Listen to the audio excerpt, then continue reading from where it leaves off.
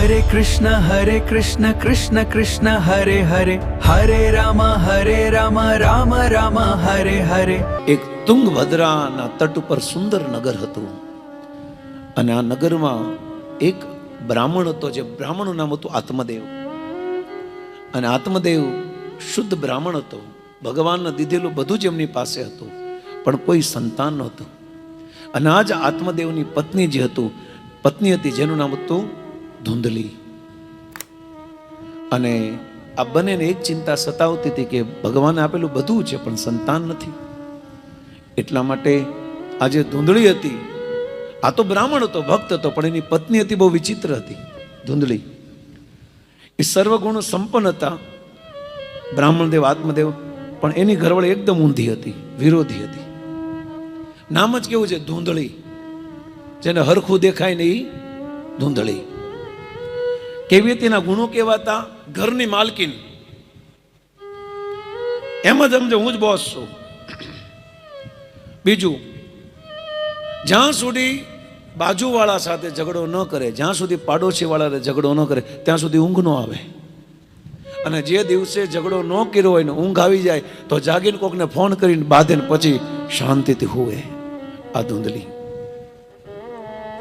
જેને મનોરંજન બહુ ગમે, ભગવાનની કથા, ભગવાનનું નામ, ભગવાનની સેવા નહીં, મનોરંજન બહુ ગમે, હરું ફરું મોજ મસ્તી કરવી બહુ ગમે.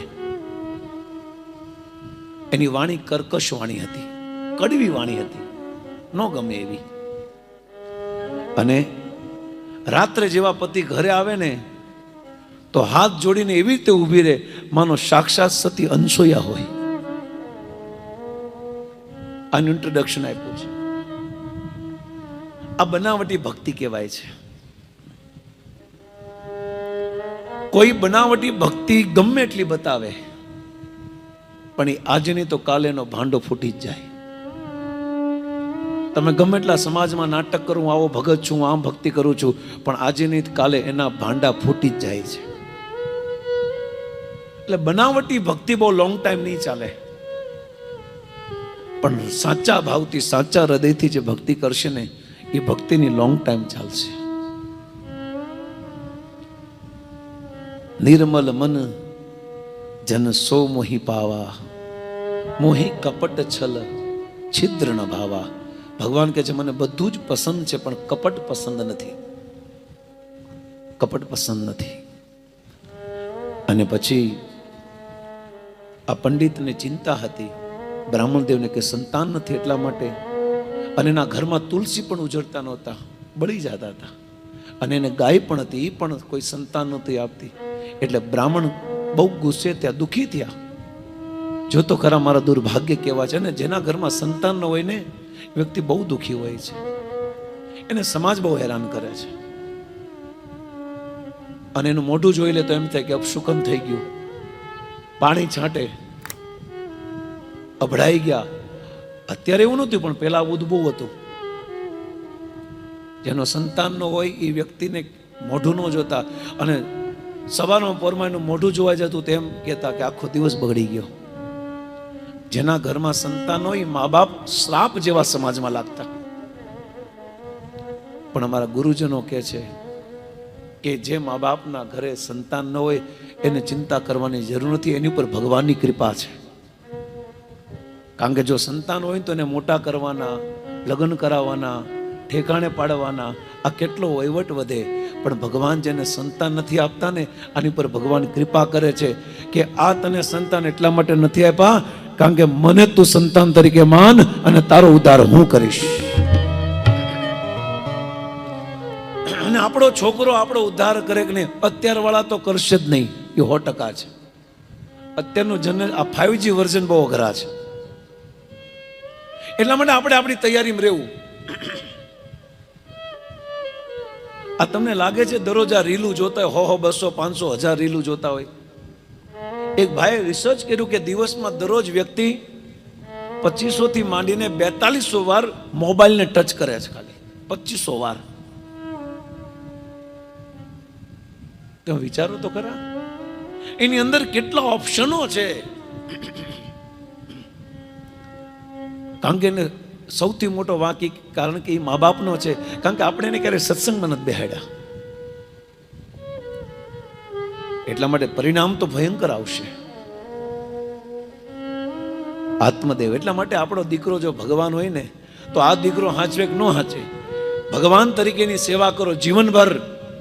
લડ્ડુ ગોપાલ કૃષ્ણ ભગવાનની જીવનભર સેવા કરો. આપણો હગો આપણો જણેલો દીકરો આપણે હાંચવશે કે ન હાંચવે એનો ભરોસો નથી, પણ આ દ્વારકાધીશ કનૈયો મરશું ત્યાં સુધી આપણે હાંચવશે, એ ભરોસો છે આની ઉપર. એટલા માટે એ સુખી વ્યક્તિ છે જેના ઘરે સંતાન નથી. આની પર ભગવાનની કૃપા છે અને ભગવાન ચાહે છે કે તમે આ જન્મમાં તમારા જન્મના ચક્રને મુક્ત કરીને મારી પાસે આવો. એટલા માટે આ બધી વહીવટનું આપ્યા, આ બધી સંસાર, આ બધી પિંજણોનો આપી. આત્મદેવ સમજો નહીં. એટલા માટે આત્મદેવે નક્કી કર્યું કે મારા દુર્ભાગ્ય છે એટલે મારે મરી જવું છે.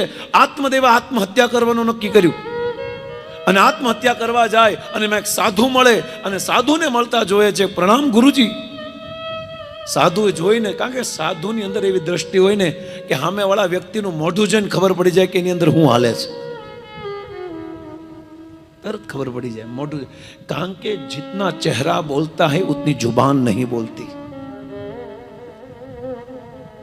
ચહેરા જેટલા બોલે છે ને એવી વાણી નથી બોલતી, એવો તમારો ચહેરો બતાવે છે. યાર વાણી તો દેખાતી નથી, ચહેરો તો ચોખ્ખો દેખાય છે. તમારી આર્ટિફિશિયલ સ્માઇલ પણ ખબર પડ્યો આપને કે હાવ ખોટા દાંત કાઢે છે. એટલા માટે આપણો ચહેરો આપણા જીવનનું પ્રદર્શન કરે છે. આપણો ચહેરો આપણા સંસ્કાર બતાવે છે. આપણો ચહેરો આપણા જીવનનું દર્શન કરાવે છે. અને ચહેરો એ જ જોઈ શકે છે જે સક્ષમ હોય. આ સાધુએ ચહેરા જોઈને કીધું, એ ભાઈ દુખી લાગે છે. જી ગુરુજી, શું વાંધો છે? સંતાન નથી. એ કે સારું છે. સાધુ તો બધું પોઝિટિવ જોવે. કથા કરતા કરતા વરસાદ આવે ને તોય પોઝિટિવ જોયું. ભગવાન ઇન્દ્રદેવ આપણી કથા સાંભળવા આવ્યા. ગમે અને સંત અને વ્યક્તિ એને જ કહેવાય કે જીવનમાં ગમે એટલું ખરાબ થાય ને એમાં પોઝિટિવ જ જોવે, હંમેશા પોઝિટિવ રહે. અમે હમણાં કથા કરીને ત્યાંથી જ આવ્યું, તાજે તાજો હવારમાં. તમારી જેમ ટ્રેન લેટ હતી ને એમ તમે મૂંઝાતા નહીં. અમારી ફ્લાઇટ ને ટ્રેન બે લેટ હતી. એટલે આપણે બધા એક ગામના છીએ. તમે મારી કરતા વધારે થોડા સમય બગાડ્યો, મેં તમારી પછી બગાડ્યો, બાકી બગાડ્યો આપણે જ છીએ. પણ ભગવાનની કથા સાંભળવામાં જતા જતા જે કષ્ટ આવે, જે હાનિ આવે અથવા તો જે પ્રોબ્લેમ આવે, સમજી લેવું જોઈએ કે આ કષ્ટ આપીને ભગવાન કરોડો ગુણા પાપમાંથી મુક્ત કરવા માંગે છે. આપણે પગ કપાતો હોય ત્યાં ખાલી અંગૂઠો કાપે છે, અને અંગૂઠો કપાતો હોય ત્યાં નખ કાપે છે, અને નખ કપાતો હોય ત્યાં ખાલી આગળથી ટક કણી કાપે છે. આ ભગવાનનો સિદ્ધાંત છે. હરિકથામાં જેટલા આવીએ આપણે એમાં જેટલો કષ્ટ એટલા પ્યોરિફાઈ, શુદ્ધ થશો. બ્રાહ્મણ કોઈ સંતાન નથી, ઠીક છે. તમારા ચરણોમાં પ્રાર્થના કે જો તો મારા ભાગ્યમાં કોઈ સંતાન છે. બેટા, સંતાન ન હોય બહુ સારું છે. જેને જેને સંતાન છે અને જે એના મા બાપને ખૂબ હેરાન કરે છે, એ મા બાપ અંદરથી કહે છે કે આની કરતા દીકરો ન થયો તો સારું, આની કરતા ન હોય વધારે સારું છે. ખુશ રહે ને, ભગવાને જે આપ્યું એમાં ખુશ રહે. પણ આ સામે બધ ભરી નહીં, મારે સંતાન, તમે મારું ભાગ્ય જુઓ. આ સાધુએ ભાગ્ય જોયું અને ભાગ્ય જોતા મોઢું પડી ગયું. શું થયું? શું મારા નસીબમાં લખ્યું છે? એ બ્રાહ્મણ, તારા 7 જન્મ સુધી તારા ભાગ્યમાં સંતાન નથી. ઓલો તો મરી ગયો હાવો, એ કે એકમાં વાંધો હતો, આ તો હાથની વાત કરે. હાથમાં તલવાર ચપ્પુ લીધીને ગળું કાપી નાખ્યું. હવે તમારી સામે મરી જાય. યા તો તમે મને સંતાન આપો, યા તો હું આત્મહત્યા કરી લઈશ. બોલો સાધુ શું કરે બિચારો? પોતાની સામે મરવા તો ન દે, તાકે આલે આ ફળ આપું છું, આ ફળ તું તારી પત્નીને આપી દેજે, તને સંતાન થશે. આત્મદેવી ફળ લઈને પોતાની પત્ની ધૂંધલીને આપ્યું, પણ ફળ આપીને સીધો વિયો ગયો. ઊભો ન રહ્યો. એટલા માટે કંઈક કામ કરવા જાઓ તો પેલા કામ જુઓ, થઈ જાય છે ને પછી નીકળો, આપીને વિયા ન જાઓ. અને ફળ આપ્યું હાથમાં અને સીધો નીકળી ગયો. હવે આને ખાધું છે કે નહીં જોયું, અને ધૂંધલે કીધું કે જો આ ફળ સાધુનું છે, આ ફળ ખાઈશ તો આપણા ઘરે સંતાનનો જન્મ થશે. એટલા માટે આ ધૂંધલે ફળ લીધું અને જેવા ગયા નહીં કે આ ફળ ખાઈશ તો મને સંતાન થશે. ઓહો હો હો, અને છોકરો થશે ત્યારે રૂપ બગડી જાય. સંતાન થાય તો આપણે ગમતી ભાવતી વસ્તુ ન ખવાય, મંચુરિયન ન ખાઈ શકીએ, તીખી તમતમતી પાઉંભાજી ન ખવાય, અને શરીર ખરાબ લાગવા મળે. ના ના, આપણે ફળ નથી ખાવું. અને જો આ ફળ ખાધા પછી ગર્ભધારણ રહ્યો અને માની લો કોઈ ડાકુએ આક્રમણ કર્યું ગામમાં, તો આપણે ભાગી નહીં શકીએ, પકડાઈ જશું. એની કરતાં આ ફળ ખાવાનું થતું નથી. આ ફળ એને નક્કી કર્યું. એની બેનપણીને બોલ્યો, અહીંયા આવ, તારે કેટલા પૈસા જોતા છે, હું તને પૈસા આપીશ, તું મને સંતાન આપ. તો કે સારું. અને પૈસા આપીને સંતાન સાથેનો સોદો કર્યો. આ બાળક રાખે છે આના માટે. અને ઓલું જે ફળ હતું એને ગાયને ખવડાવી દીધું. ત્યાં સુધી ઓલે 9 મહિના સુધી નાટક કરી આ ધૂંધલીએ. અને જ્યારે એની બેનપણીને બાળકનો જન્મ થયો, બાળક આ સોંપી દીધું આને. અને બાળક આવ્યું એટલે ખુશ, આત્મદેવ ખુશ, બધા પ્રસન્ન થઈ ગયા. ઓહો હો હો હો, આપણા ઘરે બાળક આવ્યું. એટલે આત્મદેવ એમ કીધું, આ બાળકનું નામ મારા નામ ઉપરથી પડશે. એને નક્કી કર્યું પરમાત્મા દેવ નામ પાડવાનું. ઓલે ધૂંધલી કે જવા દો, મારા નામ પરથી પડશે, આનું નામ પડશે ધુંધુકારી. અને એ જ સમયે ઓલું ફળ કોને ખવડાવી દીધું હતું? ગાયને. તો ગાયને પણ એક બાળકનો જન્મ થયો. અને બાળકના કાન ગાય જેવા હતા, એટલે એનું નામ પાડ્યું આત્મદેવે ગોકર્ણ. જ્યારે નહોતું ભાગ્યમાં, ત્યારે કાંઈ નહોતું આવ્યું ત્યારે. એટલે ધીરજ રાખજો, ધીરજ રાખજો. બહુ હરેરી નહીં જતા, બહુ દુઃખી થઈને કોઈ ખરાબ નિર્ણય નહીં લઈ લેતા. સમયને થોડો આપજો. આ જગતમાં સૌથી મોટી દવા ટાઈમ છે, સમય છે. જે સમય આપણે બહુ ક્રોધ આવે, બહુ ટેન્શન હોય, ત્યારે શાંત થઈ જાઓ. એ સમયના વાયરાને જવા દો, તો તમારા વિચારો સારા આવશે. અને જો સહન નહીં કરી શકો ને, તો વિચાર ખરાબ આવશે. આ કેમ લોકો આત્મહત્યા કરે છે? કારણ કે પોતાના વિચારો પર નિયંત્રણ નથી કરી શકતા. અને હવે આત્મહત્યા કરવા વાળા પાછા રીલું મોકલવા મળ્યા છે ફેસબુકમાં કે હું દુઃખી છું, આમ છું, તેમ છું. કાયર છે જે આત્મહત્યા કરે, 1 નંબરનો કાયર. એને એમ લાગે આત્મહત્યા કર્યા પછી બધું સમાધાન થઈ જશે. નહીં, આત્મહત્યા કર્યા પછી તો વધારે વાંધો આવશે. ભગવાને જ્યાં સુધી જે ભાગ્ય લખ્યું હશે ને, એટલું જીવવું જ પડશે, વગર શરીર હેરાન થવું પડશે. એટલા માટે જ્યારે પણ આવો વિચાર આવે ને, ત્યારે મનમાં ભગવાનનું સ્મરણ કરજો. અથવા કાંઈ ન કરો તો કાંઈ નહીં, શાંત થઈ જાઓ. બસ આ સમયની આ વાવાઝોડુંને જવા દો. બહુ વાવાઝોડું આવે ને એટલે આપણે શું કરીએ છીએ ખબર છે? કંઈક હારા ઝાડની નીચે હારી જગ્યાએ ઊભા રહી જઈએ છીએ. એમ મનમાં જ્યારે આ વિચારોના, ક્રોધના અને કામના જ્યારે વાવાઝોડા આવે, ત્યારે વ્યક્તિ શાંત થઈ જાઓ, ઊભા રહી જાઓ, દોડો મત, વિચારો મત. અને જેવું વાવાઝોડું નીકળી જશે ને, એટલે શાંત થઈ જશે. એ પરમેનન્ટ વાવાઝોડું નહીં રહે. એમાં ક્રોધ 24 કલાક આપણા મનમાં નહીં રહે. જેવો સમય થશે એટલે નીકળી જશે. આજે મારું ભાગ્ય, આત્મદેવ કે છે, આજે નહોતા ત્યારે એક પણ સંતાન નહોતો, આજે 2 સંતાનો જન્મ થયો. અને બહુ ધીરે ધીરે એનું પાલન કરે છે. ગોકર્ણો પંડિતો, ગોકર્ણ પંડિતો જ્ઞાની ધુંધુકારી મહાખલ. ગોકર્ણ ભગવાનનો ભક્ત થયો અને ધુંધુકાળી અડેલ થયો. અને ખૂબ હેરાન કરતો મા બાપને. અને એટલો હેરાન કરતો, આ સંસારના ભોગ ભોગવતો, વૈશ્યાઓ ગમન કરતો, વ્યભિચાર કરતો, માંસ મટન ખાતો, દારૂ પીતો, વ્યસન, બધા જ. કંટાળીને બાપ ઘરને છોડીને વિયો ગયો.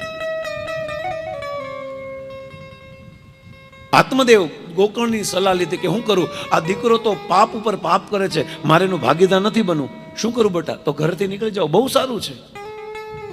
પણ માં હજી નિન્યા રહી, ધૂંધળી હજી નિન્યા રોકાણી. બહુ પ્રેમ હોય ને દીકરામાં.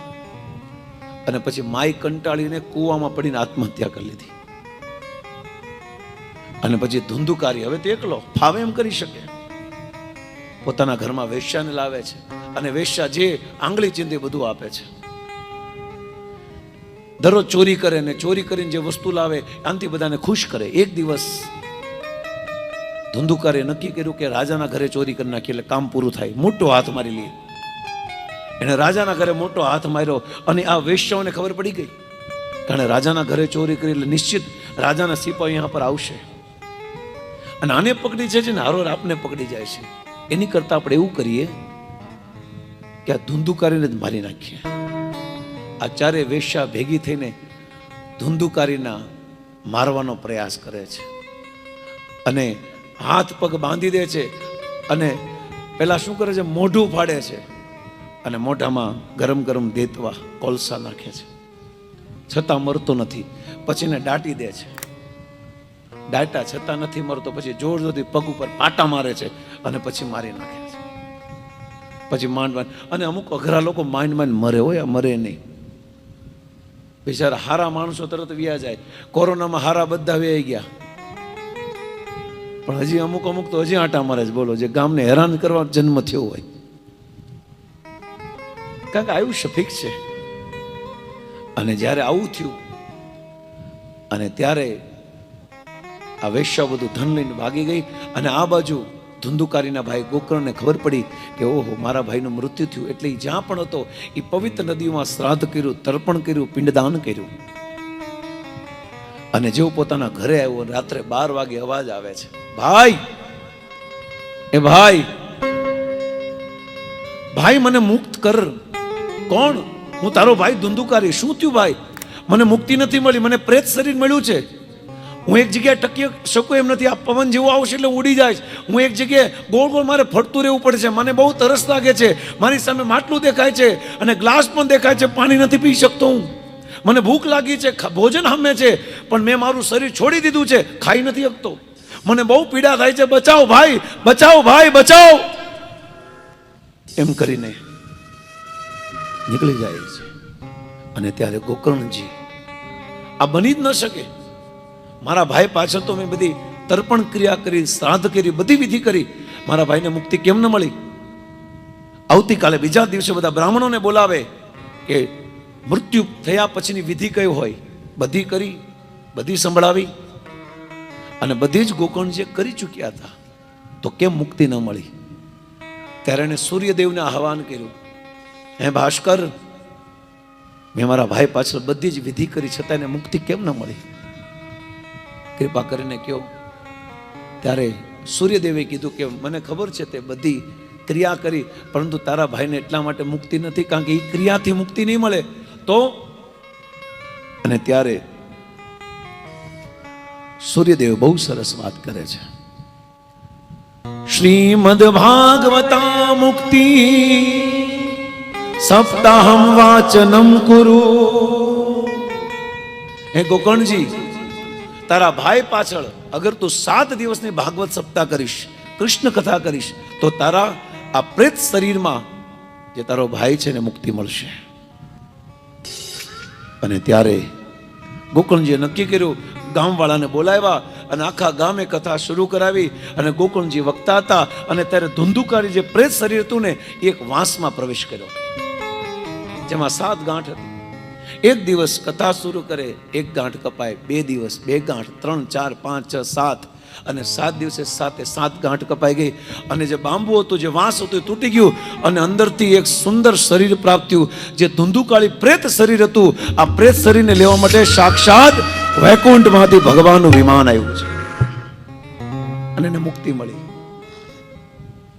અને આ જોયું, આ બધાએ ગામના લોકો જોયું કે ઓહો હો, આ 7 દિવસની કથા સાંભળીને લાઈવ જોયું. આપણે લાઈવ ઢોકળા ખાઈએ છીએ ને, લાઈવ ખમણ, એમાં લાઈવ જોયું કે લાઈવ ધુંધુકારીની મુક્તિ જોઈ.